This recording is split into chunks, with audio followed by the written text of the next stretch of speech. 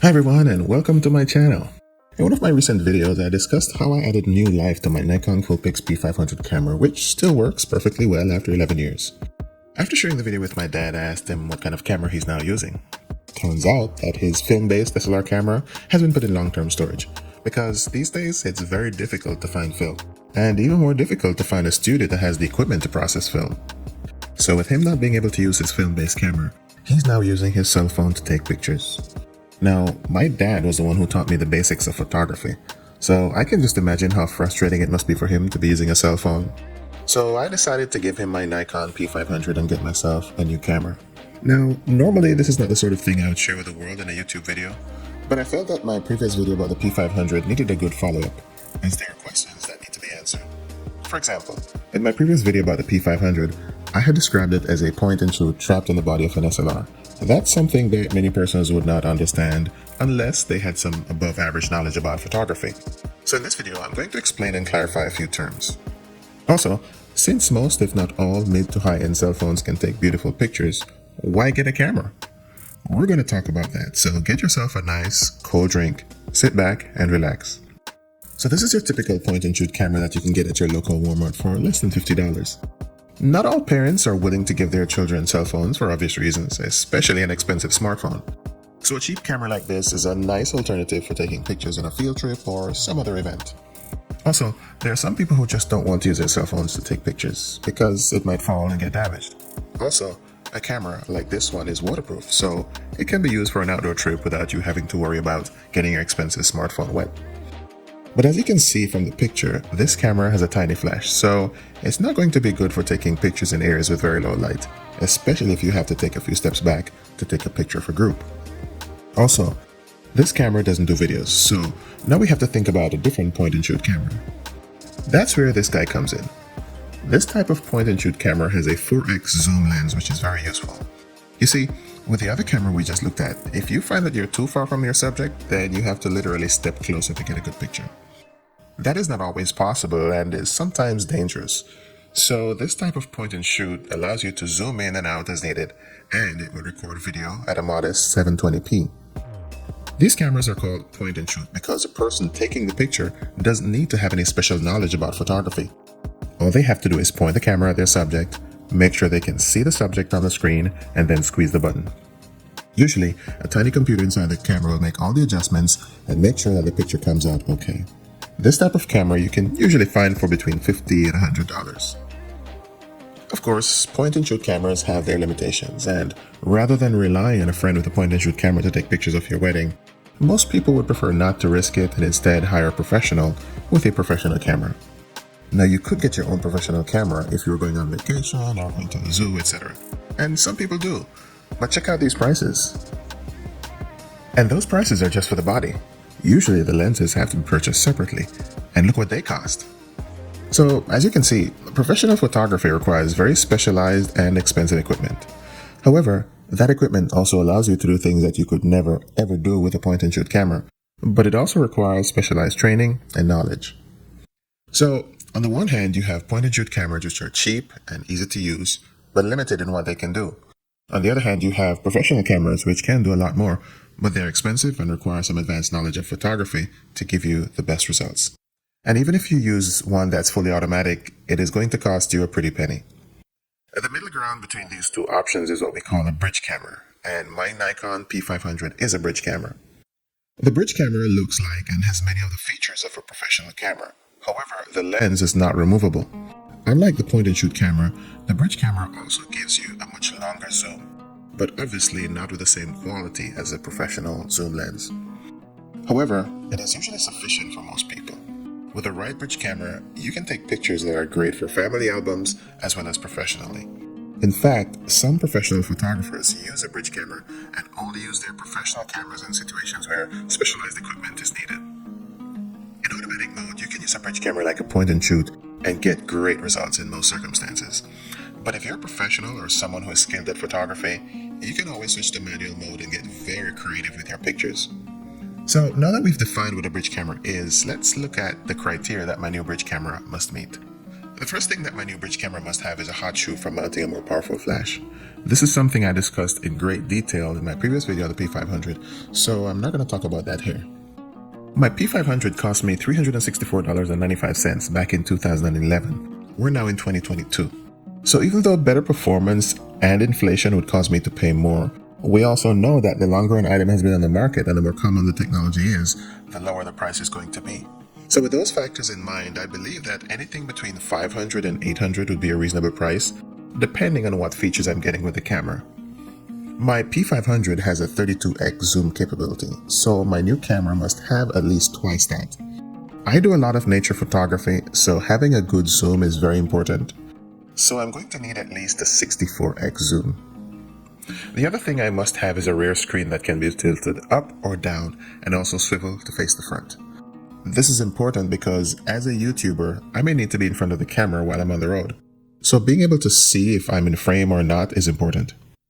I also need to be able to record videos in 4K, and I definitely need a jack for connecting an external microphone. One thing I wouldn't mind having is a camera with at least a 1-inch sensor. Why? Back in the days when we used film in cameras, if the film was small, like in this old point-and-shoot camera, then the negative would be small. And if the negative is small, then making a large print of that picture would be impossible, because as you start to enlarge the picture, it begins to lose clarity. The camera my dad taught me to take pictures with is a Yashica A, which used 120 film. But some models could use a 620 or 127, and others could use the 35mm roll. Those cameras were popular in the 1960s, and because of the large negative size, very large prints could be made without distortion. In the early 1990s, before I bought my first SLR film camera, I was still taking pictures with the Yashica. A little side point here is that Yashica was bought out by Kyocera, but because of competition from companies like Minolta, who had begun producing advanced autofocus SLR cameras in the 1980s, they eventually left the market in 2005. So that brief history about film sizes and enlargement was for the purpose of helping us to understand why sensor size is important. In a digital camera, having a small sensor is like using small film. A large sensor allows you to capture much more information from the lens, especially when you zoom in. In this graphic, you can see that a cell phone has a very small sensor, but some of the more expensive cell phones have a sensor that's the same size as the sensor in some mid to high performance bridge cameras. The advantage that the bridge camera has is that it has a bigger lens, so it can put a lot more information onto that sensor. Also, bridge cameras have advanced electronics dedicated to only one task, producing good photos and giving you advanced photographic options. So a bridge camera will usually give you much better photos than a cell phone, especially when you need to zoom in. Cell phones usually use a digital zoom, which requires cropping the image and enlarging the part you want, whereas the zoom lens on a bridge camera uses optical zoom, so you simply focus your lens on the area that you want in the picture.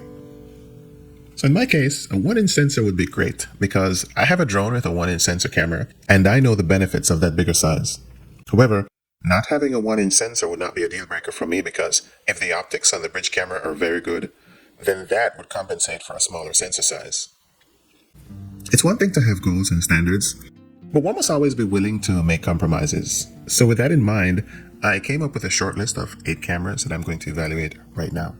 Of course, I don't have the resources to purchase each one and test it, but I was able to gather enough information from the websites of the different manufacturers, online reviews, and YouTube videos posted by actual owners. So let's start first with Sony and their DSC-RX10 M4 bridge camera. The Sony grabbed my attention because of its 1-inch sensor. However, the optical zoom is only 25x, but I figured that I could probably get a 3x lens attachment that could bring that zoom up to at least 75x. Unfortunately, that attachment proved to be prohibitively expensive. Another reported issue with the Sony is that it consumes battery power very quickly. So if you plan to be on the road all day, you might need up to 6 or 8 batteries, maybe more. Another deal breaker for me with the Sony is that the screen can only tilt up and down. I cannot swivel it out for vlogging. The RX10 M4 is reported to have very fast focusing, even when doing zoom shots, but I saw too many reports that describe the camera as delicate. At almost $1,700 and with so many of my desired features lacking, I decided that this camera was not for me. The RX10 M4 has been around since 2017, and I must admit that of all the cameras on this list, it takes the best pictures, thanks to its 1-inch sensor. However, all things considered, I think it's overpriced and lacking in too many areas. For $1,700, I can get a decent professional camera body and lens from Nikon or Canon. Our next brand in the lineup is Panasonic, with a zoom of 60x, the Panasonic's Lumix FZ or FZ80 zoom is slightly lower than my expected goal. But for a camera that costs just under $400, it was definitely worth a look. Where the Panasonic really falls down for me is the fact that it has a fixed screen at the back. You can neither pull it out nor tilt it in any direction. There were too many negative reviews about the low light performance, focus, and image quality at high zoom levels. It does score very high with online reviews though, but apparently most of those reviewers are taking pictures under well-lit conditions with minimal zoom. Many reviews describe it as a good beginner's camera, but as an experienced photographer, I was not convinced that the FZ80 would meet my expectations, so I decided to pass. But wait, we're not done with Panasonic just yet, because they do have a bridge camera with an articulating screen. And guess what? It has a 1-inch sensor. Yes, I'm talking about the Panasonic Lumix FZ1000 M2, and it costs about twice as much as the FZ80, selling for $797. Of course, that was at the time this video was made. I'm really not impressed with Panasonic's website, and I ended up having to get decent pictures of their cameras from a retailer's website. Not good, Panasonic, not good. Obviously, with a 1-inch sensor, you would expect a bridge camera to take great pictures. And apparently this camera does that. However, with a 1-inch sensor, I expected it to be leaps and bounds ahead of the competition. The only other bridge camera in this lineup with a 1-inch sensor is the Sony, and the Sony does have far superior performance, but it comes with a hefty price. The FZ1000 M2 is a decent bridge camera that takes great pictures, but at 16x zoom, that's even less than the FZ80. Quite a number of reviewers have complained about a purple haze that appears in the lens after more than a year, and there are also many reports about the lens coming loose after several zoom cycles. For me, those issues are troubling. Currently, you can register the camera with Panasonic and extend the warranty from 1 to 3 years. But so far, I haven't seen any reviews where they had good things to say about the repair service. With a full 1-inch sensor, I expected a lot more from this camera. The issues with the lens appear to be caused by poor weather sealing, and the reduced zoom is just a huge turn-off. Panasonic is going to have to do a lot more to get my money, because I am passing on this camera. The next camera we'll be looking at is the Kodak P500 AZ901. And let me say that I fell in love with this camera's look and price at first sight. But on closer inspection, I had to reevaluate my options. But let's talk about the good stuff first. Less than $500 for a bridge camera with a 90x zoom is simply amazing. I like the camera's huge lens and curvy body, and that articulating screen is a vlogger's dream come true. And given its size, it is considerably lighter than the competition as far as weight is concerned. It is packed with features like Wi-Fi transfer, face detection, smile detection, etc. However, it has no hot shoe, no jack for an external microphone, and it doesn't record video at 4K, just 1080p. There are also complaints from reviewers about it being slow to focus and the software locking up, which requires removing the battery to get the camera to restart. The AZ901 is an attractive option, but it is lacking in too many areas for me to take it seriously. Okay, so next up was Canon. Using the filter on their website, I could only find 2 bridge cameras with a zoom over 64x. Now, as you can see, the PowerShot SX70 HS does not have a hot shoe, and with a rating at only 3.5 stars, it was immediately disqualified. This left me with the SX60 HS, which does have a hot shoe and a 4.1 star rating. I got excited because the SX60 was checking all the right boxes: an articulating and reversible screen, cost less than $500. But guess what? I could not find the SX60 at any retailer, and one online retailer even listed it as discontinued. Yikes. So, upon doing some further research, I figured out why the SX60 was discontinued. It did not record video at 4K. But if you look at the specs, both cameras are almost identical. Same size sensor, but the SX70 does 20.3 megapixels, while the SX60 only does 16 megapixels. The battery types are different, but they are both rated for the same duration. Interestingly, the SX60 is slightly bigger and heavier. But what really got me thinking is the fact that the SX70 is now selling for $600, though smaller, lighter, and not sporting a hot shoe. After comparing the reviews on Canon's website with those of 2 major online retailers, I realized that the online retailers had an overall rating of 4.0 stars, as opposed to the 3.5 stars on Canon's website. Those who left negative reviews on Canon's website were mostly previous Canon users who had upgraded from the SX60 or another camera in the SX line. Those buyers expected a significant improvement over the model they were moving from, and they were obviously disappointed. There are too many reported issues with the focusing, and the missing hot shoe is a deal breaker for me. There are also quite a few reviews about receiving a defective camera and having to send it in for repair. While there are some reviewers who manage to take excellent pictures, the experience seems to be a frustrating one for the photographers who want to take something other than a standard picture under ideal conditions. Sorry Canon, the SX70 is not for me. The last manufacturer on my list is the maker of my 11-year-old P500, Nikon. What I found on Nikon's website really grabbed my attention. Nikon has two bridge cameras that have all the things that I'm looking for, but how good are they? Of the two cameras, the one that got my attention the most is the P1000. The thing that grabbed my attention the most about the P1000 is the massive 125x zoom. Nikon achieves this with a 24 to 3000mm equivalent zoom lens. For someone like me who does a lot of nature photography, a good zoom lens is very important, and the closer in you can zoom, the better. The P1000 scores very high with an average 4.5 stars. However, its size is massive. The camera is almost 6 inches wide, almost 5 inches tall, and 7.2 inches deep when the zoom lens are fully retracted.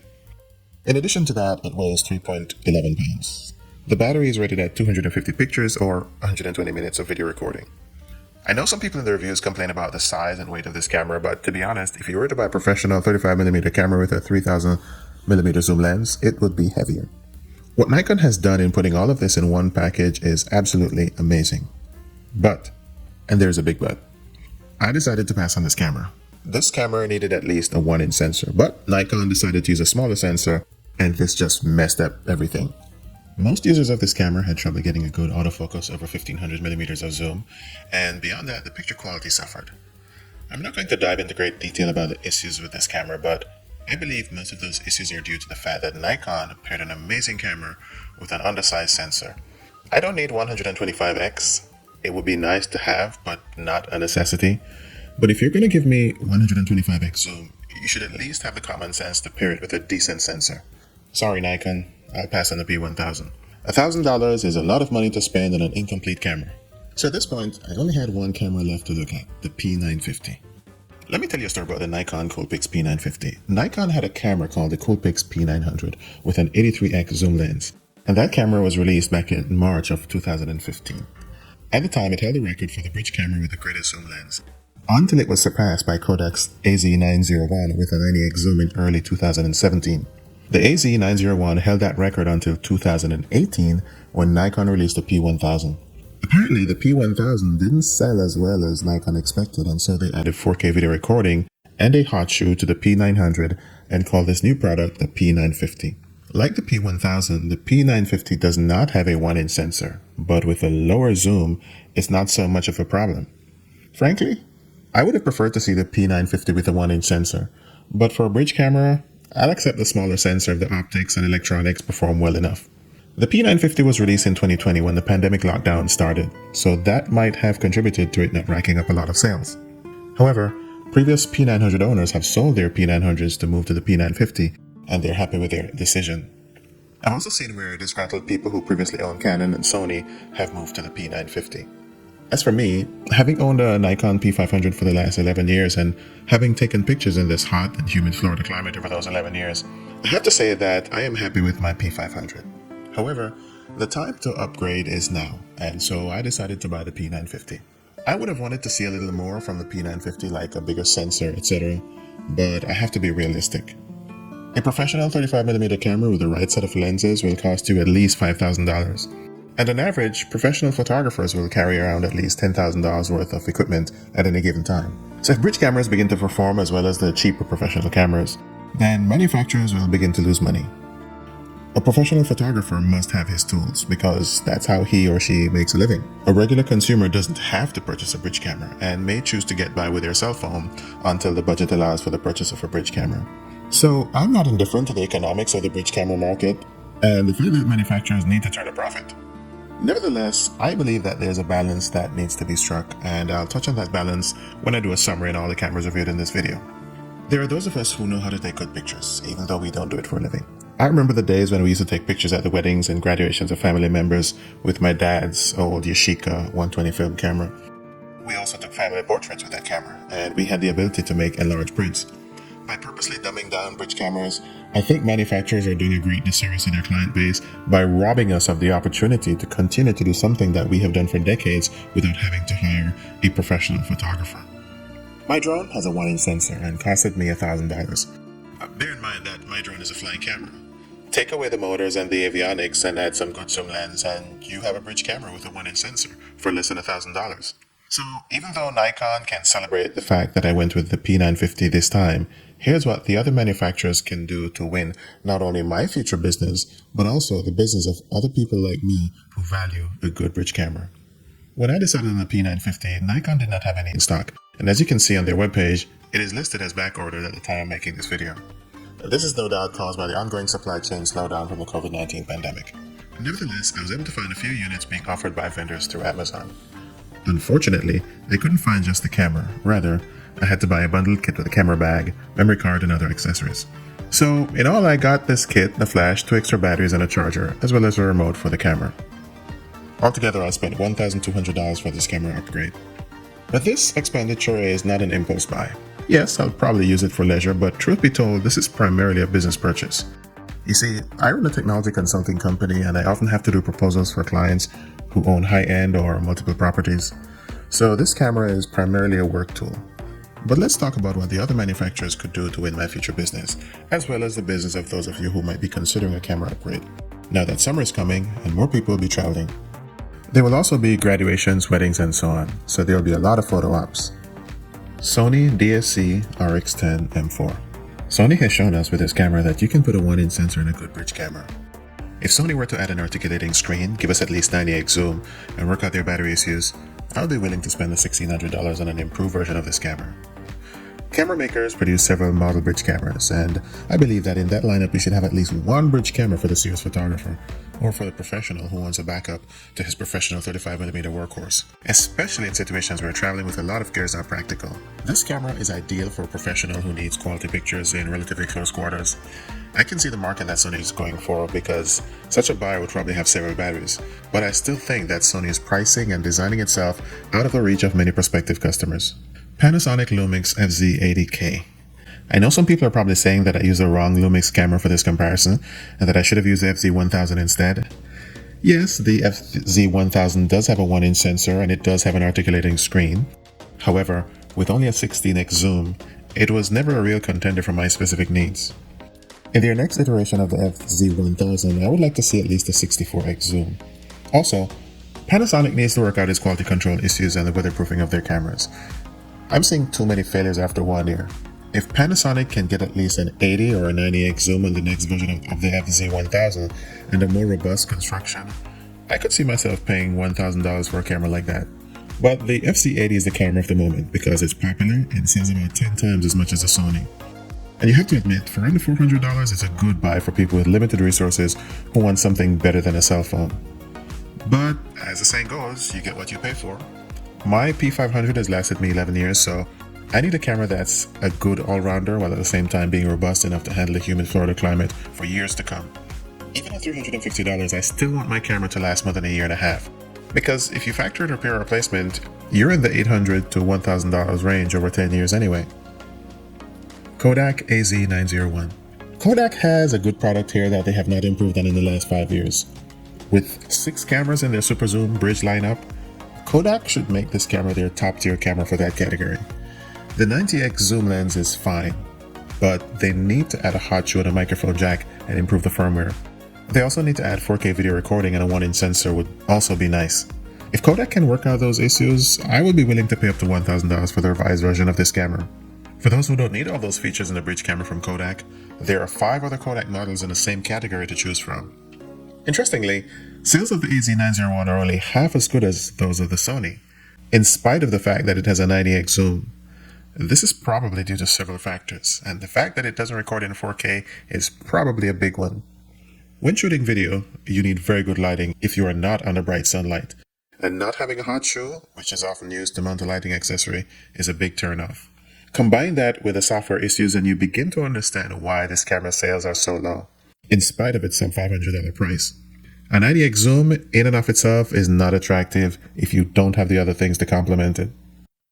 Canon PowerShot SX70HS.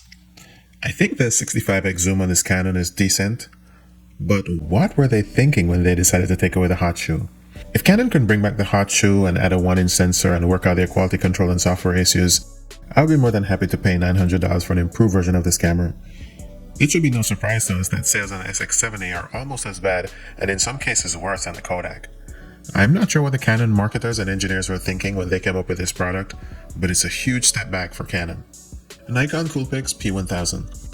The P1000 is not a camera that most people need, but it could be the camera that serious photographers wouldn't mind having. Releasing this camera with a sensor that's smaller than 1 inch was Nikon's biggest mistake. Like they did in transforming the P900 into the P950, Nikon should immediately stop production of the P1000 and release an updated version with a sensor that's 1 inch or bigger.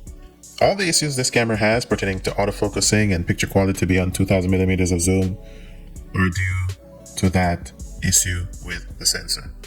With a bigger sensor and improved performance from the firmware, I could see myself paying up to $1,600 for this camera if the image sensor upgrade were significant enough. Nikon needs to understand that there are those of us who would be willing to buy this camera but not in its current form. The camera is big and heavy and may not appeal to some people who want something lighter and more compact. But guess what? There are many of us who consider this a much better option to walking around with a DSLR camera and a heavy lens. Nikon Coolpix P950. The fact that I chose the P950 doesn't mean it's perfect. It just means that at this point in time it's the best option when compared to its competitors. There's one main issue that I see in both the P950 and the P1000, and it's an issue that's also present in my P500. When you zoom in or out while recording, the microphone picks up the sound of the lens moving. Why this is still an issue after 11 years, I do not know. Maybe the engineers at Nikon feel that no one is going to use a zoom while recording, and if they do, they'll probably use an external mic with a built-in jack. With the technology available, it shouldn't be too hard to isolate the microphones. Using the same principle upon which my studio mic is built, why can't they suspend the mic on a non-vibrating base and use dampeners to eliminate any remaining vibration? Nikon should really dedicate some time and resources to resolving this issue. Nevertheless, although the P950 was released during the COVID-19 pandemic, the sales numbers over such a short time and the average 4.5-star reviews show that I am certainly not alone in my choice. With all the other manufacturers missing the mark, Nikon has found the sweet spot. And if the other manufacturers want to compete, they need to follow Nikon's example or set a higher standard. Like I said earlier, if any of the previous manufacturers can correct the issues I've highlighted, I would have no problem moving from Nikon to another brand. For the time being though, I'm stuck with my P950, which I'll be reviewing in greater detail in upcoming videos. If you don't want to miss those videos, consider subscribing to my channel and don't forget to click the notifications bell so that you're notified right away whenever I upload a new video.